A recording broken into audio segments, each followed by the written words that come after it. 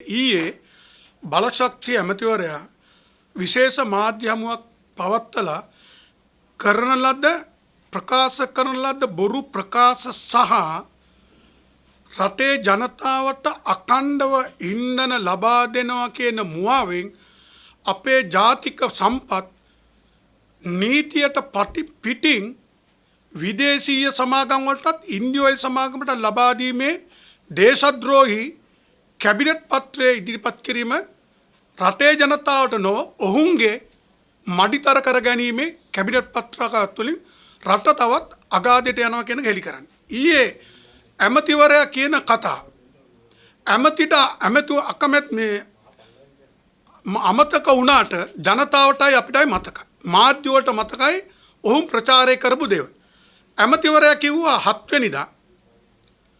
වෙනිදා විපක්ෂ මුදල් ඇමති සහ අගමැති කිව්වා සති 3ක් ඉතාම අමාරුයි ඉන්ධන අර පරිස්සමෙන් පාවිච්චි කරන්න ගමන් බිමන් යන්න එපා ගෑස් දෙන්න බෑ සති 3යි අගමැති කියපු සති 3 හෙටින් ඉවරයි හෙට 28න් ඉවරයි අගමැතිගේ සති 3 දැන් හෙට ඉඳලා ඉන්ධන තියනවද හෙට ඉඳලා ගෑස් තියනවද නෑ අගමැති හැමදාම රනිල් මහත්තයාගේ කතන්දර කියන දේ නෙමෙයි ඔහු ක්‍රියාත්මක කරන්න නීති ඉඳුරා වෙනස් දෙයක්. හෙට ඉඳලා හෙටින් පස්සේ උදා වෙන්නේ රට නවතින තත්ත්වයේ තවත් වර්ධනය වීම. එන අගමැති කියලා තියෙන්නේ සතුටුෙන් පස්සේ රට පණ ගන්නව නෙමෙයි රට වලපල්ලට යනවා ජනතාවගේ ජීවත් වීම අහෝසි වෙනවා කියන එක. ඇමති කිව්වා 7 වෙනිදා අගමැති කියලා වාඩි වුණා විතරයි 8 වෙනිදා ඉඳලා මෙට්‍රික් ටන් 5000ක් ඩීසල් බෙදෙනවා පෙට්‍රල් මෙට්‍රික් ටන් 3500ක් බෙදෙනවා 9 වෙනිදා පෙට්‍රල් නැව බානවා 10 වෙනිදා ඩීසල් නැව බානවා හැබැයි 8 වෙනිදා උනේ මේ කිව්වේ 8 වෙනිදා 5000 කීප එක 2500ට අඩු වුණා ඒ කියන්නේ රටේ අවශ්‍යතාවය 6000යි 3500යි කිව්වා පෙට්‍රල් රටේ අවශ්‍යතාවය මේ වෙනකොට 5000 ඉක්මවල ඒක 1500ට අඩු වුණා 9 වෙනිදා 10 වෙනිදා නැවක් නැති වුණා. ඊළඟට ආව 10 වෙනිදා මාධ්‍යයට. 10 වෙනිදා ඇවිල්ලා කිව්වා 11 වෙනිදා පෙට්‍රල් නැව ගොඩ බානවා. 12 වෙනිදා ඩීසල් නැව ගොඩ බානවා. ඉතා පැහැදිලිව කිව්වා. හැබැයි ආවද නැව නෑ තවත් උනේ මොකද්ද? ඩීසල් බෙදීම 2000ට අඩු වුණා. පෙට්‍රල් බෙදීම 1000ට අඩු වුණා. පෝලිම් 5 ගුණයකින් වැඩි වුණා. රටේ ඉන්ධන පිරුම්හල් තියෙනවා 1190. එතකොට 1000යි කියන්නේ පිරුම්හල් 210කටයි පෙට්‍රල් බෙදන්න පුළුවන්. එතකොට 1500යි කියන්නේ 2000යි කියන්නේ පිරුම්හල් 200කටයි 300 ගානකටයි ඩීසල් බෙදන්න පුළුවන්. ඒ කියන්නේ 4න් 3කට වඩා පෝලිම් 5 ගුණයකින් වැඩි කරා බෙදපු දුන්නු පෝලිම් වලටත් 4න් එකක්වත් ඉන්ධන දෙන්න බැරි වුණා. 19 වෙනිදා 19 වෙනිදා කිව්වා LC එක විවෘත කරා ඩොලර් මිලියන 42.5යි නැව ඔක්කොම හරි 23 වෙනිදා කොට බානවා 24 වෙනිදා ඉඳලා අත්‍යවශ්‍ය සේවවලට වෛද්‍යවරුන්ට රෝහල් වලට වෙනම තැනක් දෙනවා ටීවී වලට මොටරසයිකල් වලට වෙනම තැනක් දෙනවා ටෝකන් එක හරියට කරන අපි සතිය හදලා සතියට මෙච්චරයි මාසෙට මෙච්චරයි ක්‍රියාත්මක කරනවා අපිට මතකයි ඇමතිට අමතකයි පෝලිං වල ඉන්න අයට ඉතා මතකයි ඒ කියනකොට මරණ 13කට වැඩි වෙලා ඊළඟට 24 වෙනිදා ඇවිල්ලා කියනවා 20 හවස 3ක් නෑ 24 කියන 23 හවස කියනවා ටියුටර් පණිවිඩයක් එන්නේ නෑ දිනකම් ප්‍රමාදයි 24 නැව ගොඩ බානවා කිසි අවුලක් නෑ ඩොලර් මිලියන 42.5 සල්ලි වලින් ගෙව්වා හොඳට මතක තියාගන්න ඊයේ මොකද්ද කිව්ව එක අපි ඊට පස්සේ කියන්න අමාත්‍යංශයේ ලේකම් කිව්වේ මොකක්ද 23 වෙනිදා ඇමති ඇවිල්ලා කියන 24 වෙනිදා ඇමති ප්‍රකාශයක් කරන අමාත්‍යංශයේ ලේකම් 23 රෑ නැව ගන්නවා 24 උදේ ඉඳලා තෙල් බෙදනවා හදිසි නැවක් ගන්න දැන් ඔය මාධ්‍යවල පෙන්නනවා සමහර මාධ්‍යවල නැව ඔය නැව නෙමේ නැව ඇනවුම් කරේ චැම්පියන් පූලා ඒක ආවේ රෂ්‍යාවේ ඉඳලා ඉන්දියාවට ඇමති කියනකොට 22 වෙනිදායි නැව ගියේ ඉන්දියාවට චැම්පියන් පූලා කියන මේ නැවේට ඉන්ධන සපයන සමාගම සමග අපි ටෙන්ඩර් යූස්මක් තිබුණෙත් නැහැ ටෙන්ඩර් නැහැ මේක ජාවාරම් ගිවිසුමක්. ටෙන්ඩරයක් තිබුණා නම් ඒ ටෙන්ඩරය ඇතුළත් කරනවා ඉතා පැහැදිලි නිර්ණායක තියෙනවා. හදිසි මිලදී ගැනීම හෝ ටර්ම් කොන්ට්‍රැක්ට් එකක් හෝ අපේ තියෙනවා ගිවිසුම් ගතන විදියක්.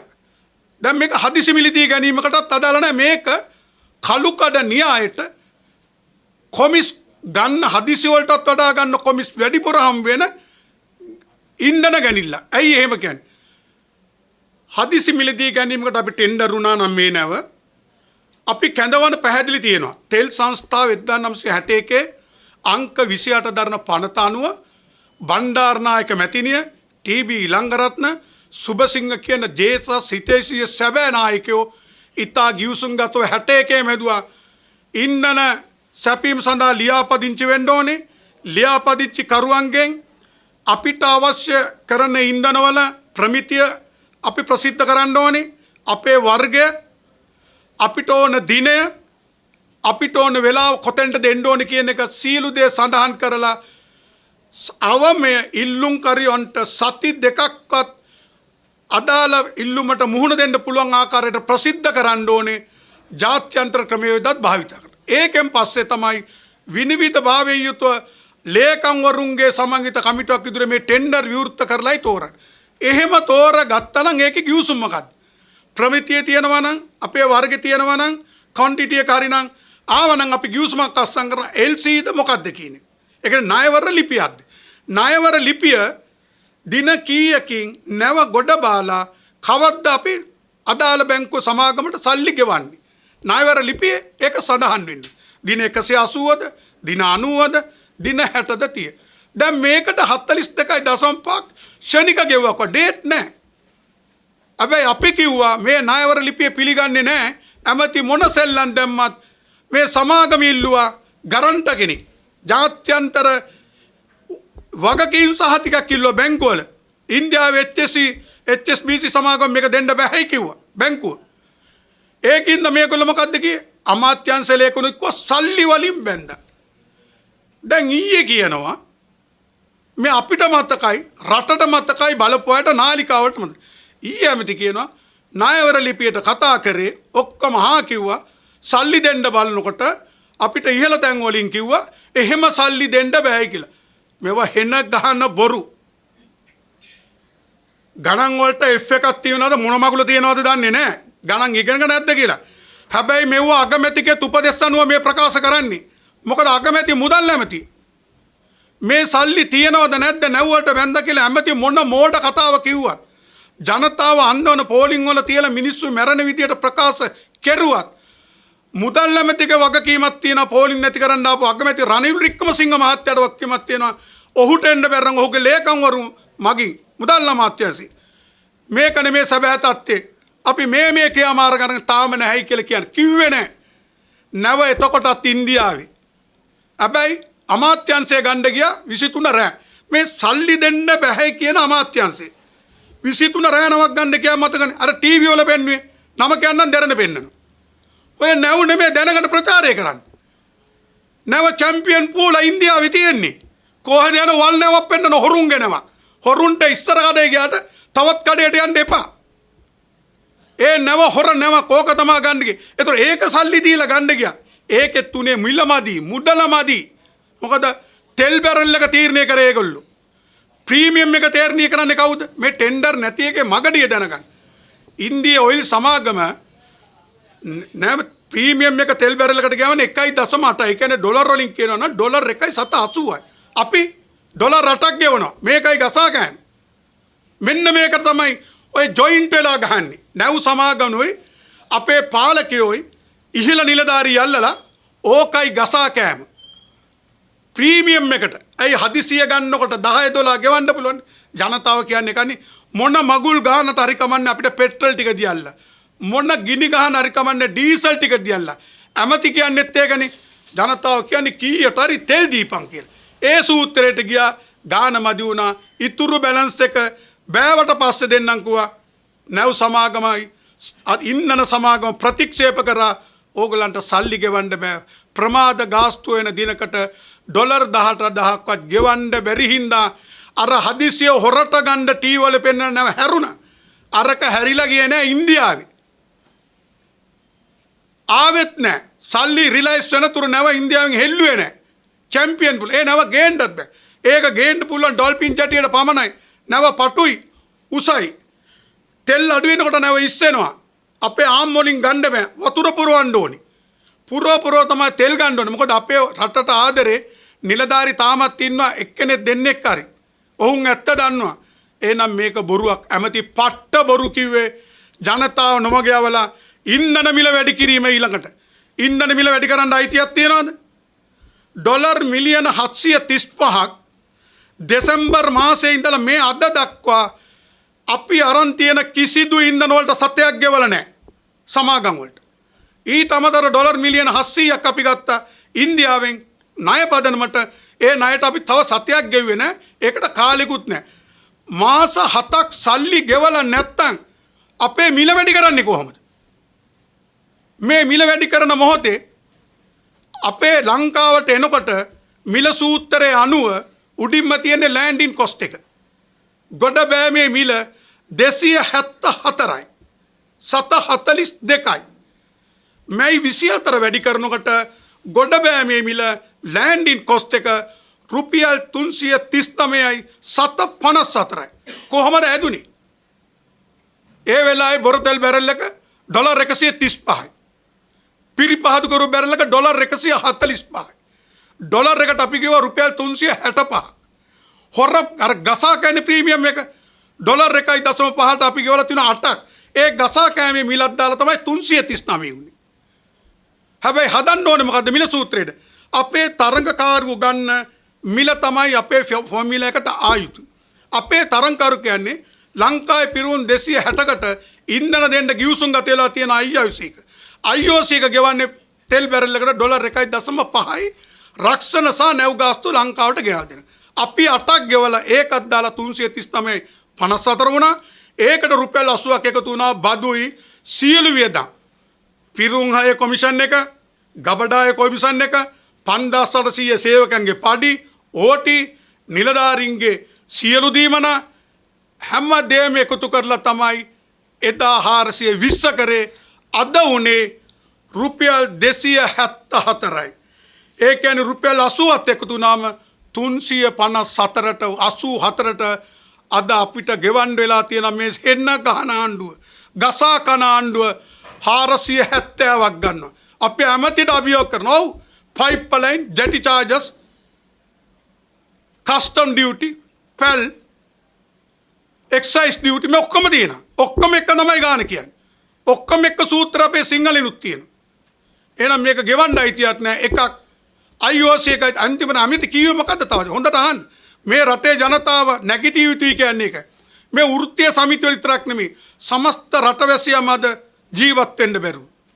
69 ලක්ෂයක් ඡන්දෙ දුන්නේ අම්මලා තාත්තලා දරුවන්ට යහපත් දේශයක් ගේන්න. අද මුන් කොල්ල කනවා තවත්. ඩොලර් නැති කරනවා. මේ හෙන්න ගහන මුදලක්. IOC එක තෙල් බෙදන්න බැහැයි කියපු හින්දා අපේ තියෙන තෙල් ටිකත් බෙදා ගන්න ඕන හින්දා මිල වැඩි කෙරුවල. කිව්වේ නැද්ද කාංචන ඔය? රටට කිව්වේ නැද්ද? IOC එකට තෙල් බෙදන්න කිව්වම මිල ප්‍රශ්නයක් කිව්වා. අපේ දොළු බෙදා ගන්න ඕන හින්දා මිල වැඩි කෙරුවා. සාමාන්‍යයෙන් බල්ලයි නකුට වනන්නේ. දැන් රටේ 115ක් තෙල් වෙළඳාම කරන IOC එක බල්ලව නටවනවා. ඒ කියන්නේ 185ක් තියෙන තෙල් සංස්ථාව රටේ ජනතාවම බලු කරලා ඉන්දියාවේ සමාගමකට ගිහිල්ලා ජනතාවට ගස්සනවා. ගැස්සුවා. එහෙනම් මේ හෙන්න ගහන වැඩි කිරීම කොයි ආකාරයකවත් වැඩි කරන්න අයිතියක් නැහැ. ජනාධිපතිවරයා සියලු ගැසට් රිවර්ස් කරන්න පුළුවන් නම් ඩඩ්ලි සිරිසේනට බය හාල් ගැසට් එක රිවර්ස් කරා. සීනි මුදලාලිලාට බය බිලියන 16ක බදුසාන දීලා ඒකට නීතිමය ක්‍රියාමාර්ග ගත්තේ නැහැ. පොල් තෙල් වංචාවට නීතිමය ක්‍රියාමාර්ග ගත්තේ නැහැ. සුදුලුණු වංචාවට ක්‍රියාමාර්ග ගත්තේ නැහැ. තමන්ව බලයට ගේන්න සල්ලි විසිකරපු එවුන්ව රැක්කා. එහෙනම් දැන් ඔබට පුළුවන් වෙන්න ඕනේ මාස 7ක් එක ඩොලර් එකක්වත් තෙල් වලට ගෙවලත් නැත්නම් ලෝක වෙළඳපොළේ අඩු නම් තෙල් තියාගෙන වැඩි කරුවා නම් ඇමතිම කියනවා නම් IOC එකේ හින්දායි තෙල් මිල වැඩි කරන්නේ මිනිස්සුන්ට තෙල් ටික දෙන්න බැරි එක වැඩි කරන එක වැරදක් කියලා කියනවා නම් මේ වැඩි කරන්න අනුමැතිය දුන්නේ මුදල් නැමැති නම් මුදල් නැමැතිව පත් කරේ ජනාධිපති ඔබ නම් මේ ගැසට් එක ඔබ රිවර්ස් කරවන්න ඕනි. මොකද මුදල් නැමැතික අනුමැතිය නැතුව ඉන්ධන වැඩි කරන්න බෑ. ආවේ පෝලින් නැති කරන්න ආවේ රටම නවත්තන්න දැන්. දැන් රටම නවත්තනවා දැන් අගමැතිවරයා. අස්සංකරේ ඔව් එක පුජ්‍යලික කිසිදු අයිරයක් නෑ. ඔව් හැමදාම දේශීය සම්පත් විකුණමින් රට විදේශිකයන් විකුණලා රට ආපහු යටත් විදිහට කරන අර ඇමරිකන් සංකල්පයමයි තියෙන්නේ. එහෙනම් වහාම රිවර්ස් කරන්න ජනාධිපතිතුමනි ඊළඟදී අද ගේනවා කැබිනට් පත්තරේ. මොකද්ද මේ කැබිනට් පත්තරේ? මොකද්ද මේ පෙන්වන්නේ? ජනතාව පෝලිං වල ඉන්න පෝලිං වලට තල්ලු කර ආණ්ඩුව. මේ කියන්නේ මේ මරණ 15ම ඝාතන වෛද්‍යවරයා කියන්නේ විශේෂඥ වෛද්‍යවරයෙක්. අපි මේකට යනවා සියයත් මේකට විරුද්ධව පැමිණිල්ලක් දාන්න අල්ලස්සා දූෂණ රසීවණිකට සහ මාන හිමිකම් වලට මේ ඝාතන කෙරෙව්වේ ජනාධිපති මුදල් ඇමති අගමැති බලක් ශක්තිය ඇමති අතුරු මේ වැඩි කිරීම වලට අනුමැතිය දුන්න රජයට එරෙහිව වහාම නීතිය ක්‍රියාත්මක කරන්න. මේවා ඝාතන. අපි කීපු එකද වෛද්‍යවරු අනුමත කරනවා. මේ ඝාතන කරපු ආණ්ඩුවක්. මේ ඝාතකයා අද කියනවා ඝාතක ප්‍රකාශය තමයි කාංචන බලශක්තිය. ඔහු තමයි කිව්වේ 7 වනවා 9 නිදාස් කරනවා අච්චර බෙදනවා මෙතනින් දෙනවා එව්වා කියලා අද රෝහල් 21කට ඉන්ධන යන්නේ නැති තත්ත්වයක්. හොඳට මතක ගන්න මෙට්‍රික් ටන් 1100යි තියෙන්නේ කොළන්නාවි 1100යි කියන්නේ රටේ පිරුම්හල් 208කටයි දෙන්න පුළුවන් 1190න් මේ මොහොතේ IOC වැඩි කරගෙන තෙල් බෙදන්නේ ලනු ඇදලා හැබැයි මේ පෙට්‍රෝල් වලින් බර ගානක් තියාගෙන කාටද ජනාධිපතිට අගමැතිට මැති ඇමතුරුන්ට ආණ්ඩුවේ මැති ඇමතුරුන්ට සභාපතිවරුන්ට අධ්‍යක්ෂවරුන්ට ජනාධිපතිගේ කණ්ඩායමට අගමැතිගේ කණ්ඩායමට ආරක්ෂකයන්ට ඒ අයට පෙට්‍රල් ගහන්න තමයි වැඩිපුර තෙල් යන්නේ. මේ සොච්චම දවසෙන් කාලකටත් මදි. ඩීසල් බෙදන්න පුළුවන් ප්‍රමාණය තියෙන මෙට්‍රික් ටන් 7000යි. මෙට්‍රික් ටන් 7000යි දවසක එනුම. මේකෙන් විදුලි බලය අද කැපෙන්නේ අපි පෙරේදම කිව්වා එකක් මම කීපු දෙයක් වැරදිලාක් නෑ. සතුටු වෙන්නේ නෑ. හැබැයි අපි මේවා කිව්වේ ආණ්ඩුව මේවා පිළි අරගෙන ජනතාව ගොඩගනී කියලා. මුන් ජනතාව වලටත් දාලා රට නවත්තන තැනට. කිසිදු රෝහලකට දෙන්න බැරි තත්ත්වයක් ඇවිල්ලා තියෙනවා ඩීසල්. සීලුම රෝහල් වල ලංකාවේ සල්්‍යාගාර කරන ජෙනි වලට තෙල් අවශ්‍යයි. තියෙන්නේ 7000යි. විදුලි බිල කැපෙනවා විදුලිය කැපෙන වැඩි කිව්වේ අපියි. 1500ක් දෙන්න ඕන කැලණි 30ට. පිරිපහදුව වැස්සෙව් 4 වෙනි වතාවට. කප්රුක කොමිස් දාවාරමට. ඇයි බොරතෙල් නැව් මාසෙට 2යිනේ ගේන්න පුළුවන්. ඒකෙන් සොච්චමනේ මාසෙට නැව් 10ක් ගේනකොට බැරල් එකකින් ඩොලර් 7ක් 8ක් වැඩිපුර ගන්නකොට 100ට 10ක් ලැබුණත් පොඩිද ගනුදෙනුව. හොඳට හිතන්න. අපි මෝඩය වගේ කිව්වේ නැහැ. අපි කිව්වේ කරුණු. අපි මඩ ගැහුවේ නැහැ. ඒකින්ද රෝහල් අඩපණ එන එක වළක්වන්න බෑ. වෛද්‍යවරුන්ට තෙල් නැතුව පෝලිං වල ඉතල ස්පිරිතාලයට ගියත් පයින් ගියත් බයිස්කලේ ගියත් විදුලිය කපන වෙලාවේ කිසිදු සල්්‍ය කර්මයක් කරන්න බෑ. පැය එකමාරක් දැන් අදට වැඩි වුණා. දවල් විරයි කිව්වේ දවල් කපන්න නැයිලයි දරුවන්ට ඔන්ලයින් යන්න කිව්වා. දැන් අද ඉඳලා ඇමතිගේ බැඳලා දන්නෙත් නැහැ දරුවෝ ඉන්නවත් දන්නෙත් නැහැ මොන රටේද දන්නෙත් නැහැ. මොකද්ද ඊයේ කිව්වේ දවල්ට පැය එකමාරයි රැයට පැය එකමාරයි. දැන් ඔන්ලයින් කතාවත් ඉවරයි. මේ ඔක්කොම තෙල් නැති ප්‍රශ්න. තෙල් ගෙනාවේ නැති ප්‍රශ්න. රෂ්‍යාවෙන් ගත්තු නැති ප්‍රශ්න. අපි කිව්වා මාර්තු පෙබරවාරි ඉඳලා ගණින් කියලා. ගත්තේ නැහැ. අද ඉන්න පැය 3යි. මේ පැය 3 පැය 5 දක්වා යනවා. මේ සොච්චම ගිහපුවම එහෙනම් දැන් මෙයා අද ගේන පනත මොකද්ද? දේශද්‍රෝහි. ජනතාවට දැන් පෙන්වන්නේ තෙල් පෝලින් නැති කරනවා. මේ ගේන්න යන්නේ ඊට ඉස්සලා කියන්නේ IOC එක තෙල් සංස්ථායතා සෙට් 50ක් ඉල්ලලා තියෙනවා. ඊට අමතරව සංස්ථාට අයිති නැති තවත් පිරුම්හල් 50ක් දෙන්න වෙලා තියෙනවා. ඩොලර් මිලියන 70යි රනිල් වික්‍රමසිංහ මහත්තයා 2001 තෙල් සංස්ථා පුද්ගලීකරණය කළ IOC එකට ෂෙඩ් 110කුයි රටේ තෙල් ගබඩා තියෙන අපේ භූමිය වලින් 133කුයි දුන්නා 2024 වෙනකම්. ඩොලර් මිලියන 70යි. අද වෙන විට ඉන්දියා IOC සමාගම අපෙන් ඩොලර් බිලියන 3කට වඩා 120ක ලාභයකුත් එක්ක ගසා කාලා තියෙනවා. දැන් මේ අන්‍ය අංක එක ಭಾರತ පෙට්‍රෝලිය ලංකාවට එනවා. මේක දෙන්න ගිය ඉස්සලා චන්ද්‍රිකා ඊට ඉස්සලා දෙන්න ගිය රනිල් මහත්තයා චයිනා පෙට්‍රෝලියම් වලට ආණ්ඩුව 2000 පෙරළුණු හින්දා කරගන්න බැරි වුණා. JVP චන්ද්‍රිකා එක්ක ආණ්ඩුව විසිරෝපින්ද එදා බැරි වුණා. ඊට පස්සේ චන්ද්‍රිකා මැතිනිය දෙන්න ගියා. මේ එන්නේ ಭಾರತත් එක්ක මේක උපරිම අපිට ගන්න වෙන්නේ වික්කොත් ඩොලර් මිලියන 150යි උපරිම නැව් 3යි මාසෙකට නැව් 10ක් ඕනේ දැන් තියෙන තත්ත්වය අනුව පිරිපාදුවත් වහලා නැව් 10යි නැව් 3යි ගන්න පුළුවන්. ඒ ඩොලර් මිලියන 150 රජයට දුන්නා කියමු. බිලියන ගාණක් ණය රජයට 150 මොකක් කරන්නද? ඊළඟදී මේගොල්ලෝ නැවක් ගෙන පළවෙනි වටේට නැව් 9ම ගෙනාවා කියන්නේ. ඊළඟ වටේ ගෙවන්නේ රුපියල් ටික දීලා ආපහු බැංකුවෙන් දෙන්න ඕනේ ඒ සමාගම් වලට ඉන්ධන මිල 130ක් තෙල් සංස්ථාවට වැඩිය සමාගම් වලට ලාභයක් තියෙනවා. ඒකත් එක්ක ඩොලර් දෙන්න ඕනේ සමාගමට. මුල්‍ය කළමනාකරණය දන්න බැංකු ක්‍රියාවලිය දන්න අය දන්නවා. ඊළඟට අපිට නැව් ගේන්න දෙන්න ඕන අපේ රටේ ඩොලර්. දැන් ඩොලර් නැති ප්‍රශ්නයයි තියෙන්නේ. ඩොලර් දෙන්න තියෙනවද? දැන් මොකද්ද අද ගේන පනත? අද ගේන පනතේ තියෙන්නේ නීතියක් නෙමෙයි. මේක ගෙනාවේ ගම්මන්පිල දේශද්‍රෝහී බලශක්තිය ඇමති ඉන්දියාවට අපේ සම්පත රනිල් වික්‍රමසිංහ මහත්තයත් එක්ක එකතු වෙලා හොර ගිවිසුම් ගාලා දුන්නා. රනිල් මහත්තයාට දන්නවා දේශීය සම්පත් ලෙහන්න බැරි වෙන්න හොර ගිවිසුම් ගස්සන්න 2019 ගිවිසුමක් ගැව්වා. ගිවිසුමකුත් නැහැ. හැබැයි ආපහු ලෙහන්න බෑ. ගම්මන්පිලලා සම්පූර්ණ සදාකාලිකව ඉන්දියාවට දුන්නා. දැන් මේ යන්නේ දෙවෙනි පුඩිය මොකද්ද? කැබිනට් එකට අද යන්නේ මාස 6කින් පසුව ඩොලර් වලට පරිවර්තනය කිරීමේ එකඟතාවයේ මත සමාගම් වලට පනතකින් බලය පවරනතුරු කැබිනට් එකෙන් ඉන්ධන ගෙන්වීම සඳහා පිරුම්හල් වලට ඉන්ධන ගෙවීමට ගබඩා කිරීම සඳහා බලය ලබා දෙන මේක නීති විරෝධී. පනත වෙනස් නොකර බෑ. රනිල් වික්‍රමසිංහ මහත්තයා 2001 පනත වෙනස් කරේ කොහොමද? ඒ මුළු පනතම වෙනස් කරන්න බැරි ඉඳා විශේෂ විධිවිධාන පනතක් ගෙනවා. 2002 අංක 33 කියන විශේෂ විධිවිධාන පනතෙන් තමයි IOC ලංකාවට ආවේ. ඒක අවුරුදු 4න් අක්‍රියයි. ඒක ආපහු බලවත් කරා ගම්මන්පිල උන්නැහි දේශ ප්‍රේමියා. ඒකෙන් ඒක පනත තමයි අද ගේන්නේ. ඒක විශේෂත්වයේ ඒකේ තිබුණේ කැබිනට් එකෙන් අනුමත කරලා පාර්ලිමේන්තුවෙන් සම්මත කරා. දැන් ගේන්නේ කොහොමද? දැන් ගේන්නේ කැබිනට් එකෙන් අනුමත කරනවා පනත යනකම් ඉන්නේ කල් යනවනේ.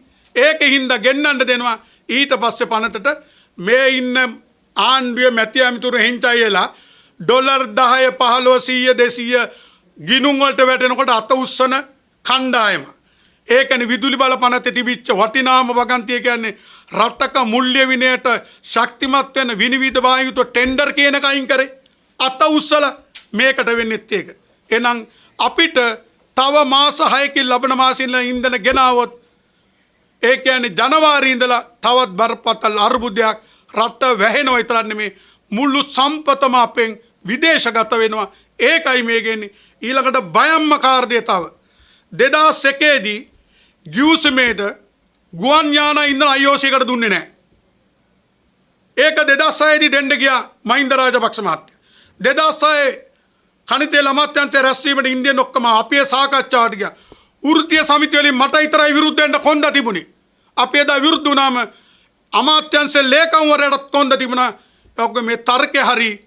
මොකද එකයි දෙයයි කිව්වේ ගුවන් යාන ඉන්ධන දුන්නොත් අපේ පාලනයෙන් ගිලිනවා. ගුවනත් ඉවරයි. දැන් අන්න ගුවන් යාන ඉන්ධන ගබඩා තියෙන සමාගම් වලට දෙන්න යන. මේක දෙන්න යන්නේ අද ලියලා තියාගන්න මාධ්‍යවලින් ප්‍රකාශ කරන්නේ ජනාධිපති ගෝඨාභය රාජපක්ෂ මහත්තයා පත් කරපු ආයතනයක සභාපතිවරයෙක්ගේ සහෝදරයෙකුට යන්නේ. තෙල් සංස්ථා ගබඩා නැද්ද? ගුවන් යාන තෙල් දාන්න. ඇති වෙන්න තියෙනවා. දැන් අපිට තියෙන ප්‍රශ්නේ ගබඩා නැති එකද බෙදන්න ලොරි නැති එකද පිරුම්හල් නැති එකද නෑ ඩොලර් ප්‍රශ්නේ. ඒකට අපේ රටේ සම්පත් විකුණලා කොමිස් ගහලා විදේශීයට දීලා අප්පුඩි ගහන්න දාන්න රනිල් වික්‍රමසිංහ න්‍යාය තමයි දැන් ක්‍රියාත්මක වෙන්නේ. දේශද්‍රෝහී න්‍යාය. ඉන්දියාව ආවේයි අපි දිගින් දිගටම කිව්වා ණය වලට හිලව් වෙන්න ගන්න අපේ සම්පත. අද අපේ සුළං බලාගාර හදනේවත් ඉන්දියාවට ගියා. අද අපේ විදුලි බලාගාර හදනේවත් යනවා. තෙල් ටිකත් ඉන්දියාවට ගියා. මේ රටේ පාලනය කරන්නේ අදානි. লীලා තියන්න. අදානිට මේක එක පැත්තකින් අදානි එක පැත්තකින් IOC ಭಾರತ ඇතුළු ඉන්දියන් සමාගම් අපේ රට පාලනය කරන අපේ සම්පත් ගිල ගන්නවා. අපිට ජීවත් වෙන්න රටක් නැති වෙනවා. ඒකින්ද වෘත්තීය සමිති වලින් අහන්න එපා. දැන් උඹලා මොකද කරන්නේ? උඹලා නැගිටින්නේ නැද්ද? සහෝදරවරුනි. ඔබලා සීළු දෙනාටම අයිතියක් තියෙන රට වෙනුවෙන් නැගිටින්න. මේ ඔබලාගේ සම්පත් කෑවේ. $1 එකක් රුපියලක ඔබලා හොරකම් ගන්න නැහැ. ඔබලා පුළුවන් තරම් ශක්තිය දාලා මේ රට ගොඩනගන්නවා. මේ ඇහුන් ඇල්ල හොරකම් කරා ඩොලර් වලින් ගසා කෑව පිටරට දැම්මා. ඒක වළක්වන්න ජනතාව අරගල කරා. ඒක යනකොට රනිල් මහත්තයා මුක්කුව ගැහුවා. හැබැයි අපි ලැජ්ජ වෙනවා. සමගි බලවේගේ මන්ත්‍රීවරු දෙන්නෙක් ගිහලා ශක්තිමත් කරා. රනිල් විතරක් නෙමෙයි. ශ්‍රී ලංකාවේ නිමල් සිරිපාල මහින්ද අමරවීල්ල කල්ලංගේ. හැබැයි මේ 4 දෙනාට යට වෙනවද අපි?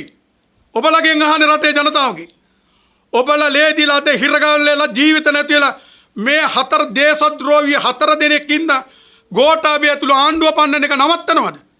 දැන් අපි පැන්නේ යුතු නෙමෙයිද? ජනාධිපති යා යුතු නෙමෙයිද? රනිල් මහත්තයාට ලැජ්ජාවක් නැහැ. කෝට් එක ගහලා තානාපතිවරයෙක් ගාව ඉඳගෙන ඉන්න තියෙනවා ඊට වැඩි ජොලියකුත් නැහැ.